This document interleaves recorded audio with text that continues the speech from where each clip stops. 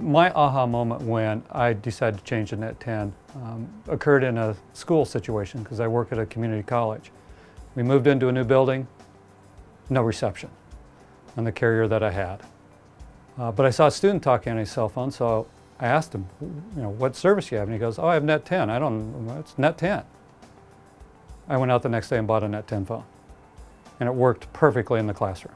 It was one of the best decisions for communications that I've done. The nice thing about NET10 is it says what you get and you get what it says. Plain and simple. There's no fine print, there's no hidden contracts, there's no hidden meaning. I put a refill card in this. I'm good to go for however many minutes it is. Simple, painless. It is what it says it is. Cell phone contracts, to me, I understand why a company would want to keep you under contract. They want to keep you as a customer. I get that plan. What I don't like about the contracts or that process in general is all the hidden charges, the surcharges, the usage charges, the fees that they charge that aren't taxes. I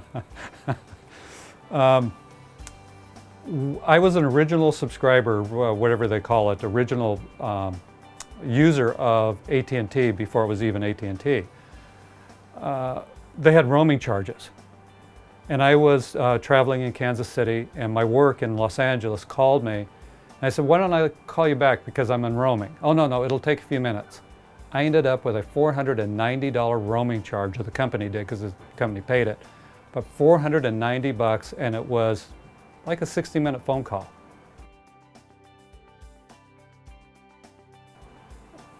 I never had that with this. There's no roaming charges, there's no additional fees.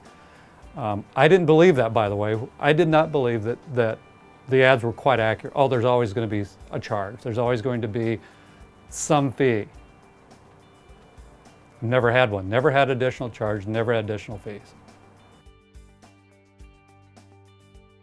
I save about 40 to 50% a month. Previously, I was paying with fees and all the add-ons on my at&t bill about $90 a month for 2 phones. The phone that I carry with me, and my wife has a phone, and it's less than $50 a month. I think the last time I put a 1,000-minute card in this, of course, I put a 300-minute card in hers, and she's used it for 3.5 months. My usage varies every month depending on what my project I'm working on. When I started, I go, oh, I'll use about 300 minutes a month, and I could fill it up with a 300-minute card. I found that a couple of months I was putting more minutes in, which was very easy to do. I mean, when I loaded this phone with additional minutes, it was literally type in the number, that was it. It was done and over with. The most I've used in a month is 1,000 minutes when I was pretty busy back and forth with some vendors. So 1,000-minute card, put it in, no problem.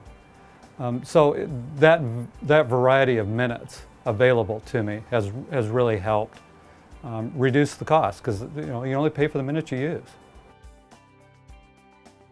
My 411 calls on my at&t bill would add up to $10 to $15 additional a month, additional fees a month. I don't have that with my NET10 phone. I dial 411, get the information number I need. Most of the time they call it for me. It's painless, especially when I get the bill or lack of bill at the end of the month. But the reality is this phone gives me better service than my at&t phone did. I live over on the coast of California, over by Ventura, and I drive 40 miles to work every day through the mountains. My at&t service would drop calls through the mountains going on Highway 126. My little NET10 phone, service all the way through, all the way from Ventura to Santa Clarita. This was the second phone that I had because the first one I dropped. And it's typical phone, doesn't like to be dropped. So when I changed the SIM card out, it had some problems coming up with the correct phone and whatever data it needed. Called customer service, they read me a bunch of codes, I punched in my phone. Took about 5 minutes, phone was back up and operating, the new phone in 5 minutes or less. So from that standpoint, the customer service that I've had to use on it has been seamless. I have. NET10, with the reception that I get when, again, other people in our building are not getting reception, they've asked, what are you used to be an at&t customer, how are you getting service? I said, because I dropped at&t and got NET10. Well, it's just the phone. I said, okay, whatever it is, NET10 phones and the service works. That's the bottom line. And I've told them that. I hope they've gone out and bought a NET10 phone. Some of them haven't. They're still struggling with service. I don't struggle with service. It works where I need it to work. For those of us who like quality, who like service, who like reliability, who like paying less for cell phone coverage, I recommend NET10 wholeheartedly. Is it for you?